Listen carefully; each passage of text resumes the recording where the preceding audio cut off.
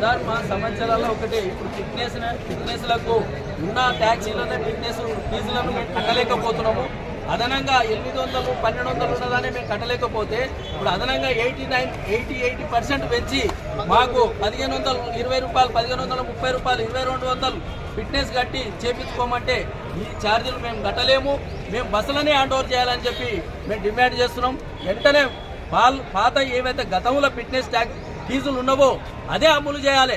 ఈ కొత్త ఫిట్నెస్ ట్యాక్సీలను అనేది ఫిట్నెస్ ఫీజులను అనేది విరమించుకోవాలని చెప్పి గవర్నమెంట్కు మేము తెలియజేస్తున్నాం. ఇవాళ నెంబర్ను ఇస్తున్నాం. మేము ఇవాళ టైం చేసి మళ్ళా మేము 2-3 రోజులు టైం ఇస్తాం గవర్నమెంట్కు. మాకు వెంటనే కానీ ఫీజులు ఎత్తేయకపోతే మేము పెద్ద ఎత్తున పోతామని కూడా చెప్తున్నాం. తర్వాత మాకు జరిగింది లైన్ సర్వీసు ఎక్కడో నాగాలాండ్ అక్కడ రిజిస్ట్రేషన్ చేసుకొని ఛత్తీస్గఢ్ రిజిస్ట్రేషన్ చేసుకొని ఆ బండ్లు తిరిగి ఈడ వచ్చి కిరాయిలు కొడుతున్నాయి. ఈడ వచ్చి అన్ని బిజినెస్ చేస్తుంటే వాళ్ళనేమో పట్టించుకోదు గవర్నమెంట్. వాళ్ళ బండ్లు చెక్ చేయదు. వాళ్ళవి చెక్ చేసి వాళ్ళ వ్యాపారు ఆ రిజిస్ట్రేషన్ ఎక్కడో ట్యాక్సీ కడతారు, ఎక్కడో చేస్తారు, ఇదంతా వచ్చి తిరుగుతారు.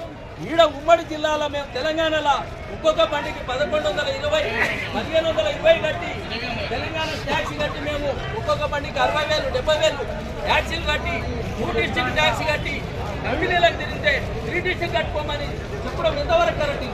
మా బండ్లకు కిరాయి లేక మేము ట్యాక్సీ అక్కడ ఎక్కడో